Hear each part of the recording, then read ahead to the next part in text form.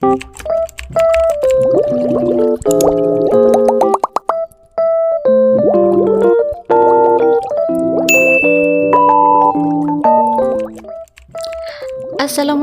warahmatullahi wabarakatuh. Perkenalkan, nama saya Erma Rahmatus Saadah dari kelas A semester 4 jurusan Ilmu Al-Quran dan Tafsir, Fakultas Usuluddin UIN Sunan Gunung Jati Bandung. Dalam video ini, saya akan menjelaskan hasil analisis saya mengenai film Inside Out berdasarkan sudut pandang ilmu psikologi.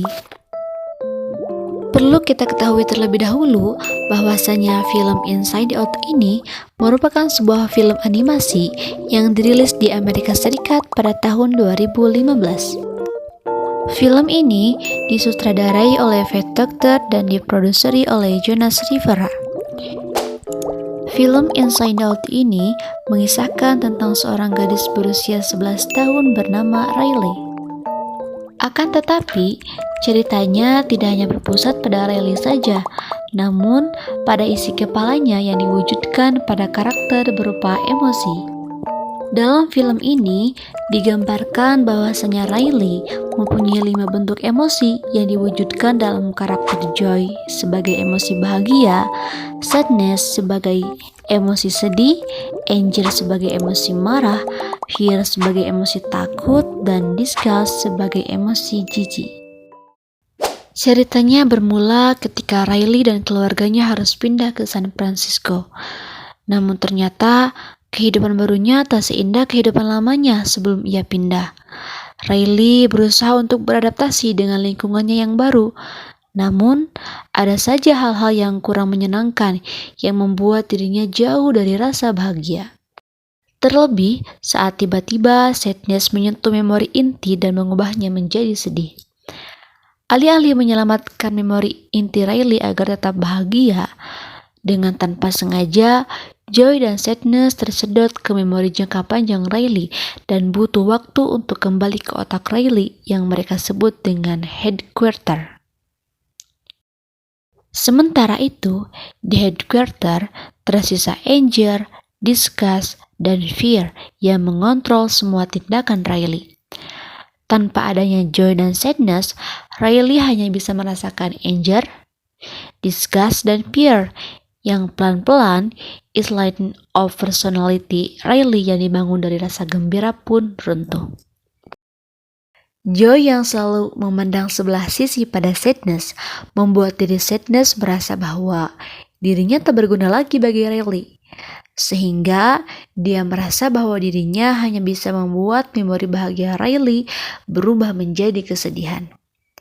Sampai pada scene ketika Joy dan Bing Bong terjatuh ke jurang pembuangan memori, yang pada saat itu Joy dapat melihat memori bahagia dari dua sisi, yaitu sebab ia dihibur oleh teman-temannya adalah kesedihan.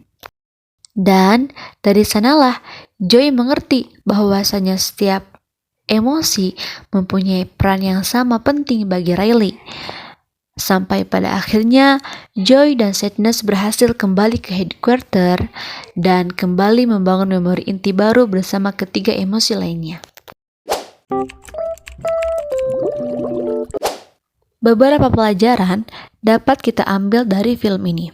Di antaranya, pertama, film ini mengajarkan tentang seberapa penting membangun kesadaran emosi dalam hidup seseorang. Bagaimanapun bentuk emosinya, entah itu sedih, marah, bahagia, takut, ataupun jijik. Mereka semua mempunyai peran penting dalam menjalin kerjasama untuk mengembangkan diri seseorang.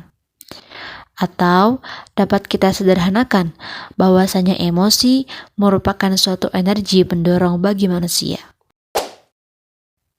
Kedua, dari film ini kita dapat mengetahui bahwasanya setiap manusia mempunyai emosi utama. Hal ini terlihat jelas ketika terjadi percakapan antara Riley, ibunya, dan ayahnya di meja makan. Emosi Riley dipimpin oleh Joy, ibunya dipimpin oleh Sadness, dan ayahnya dipimpin oleh Anger. Ketiga, hendaklah kita berhati-hati ketika Anger atau emosi untuk marah memegang kendali hidup kita. Seperti yang dibahas di atas, bahwasanya anger pun diperlukan untuk mendapatkan keadilan. Akan tetapi, ketika kita membiarkan anger mengontrol hidup kita terlalu lama, maka anger akan mengacaukan hidup kita. Mengapa? Karena anger akan membuat kita senantiasa mengartikan setiap kejadian yang terjadi itu tidak adil kepada kita. Kita akan lebih mudah menganggap orang lain mengganggu kita, dan kemudian kita akan lebih memunculkan perlakuan yang tidak menyenangkan, yang pada akhirnya kita akan berkonflik dan dijauhi oleh orang lain.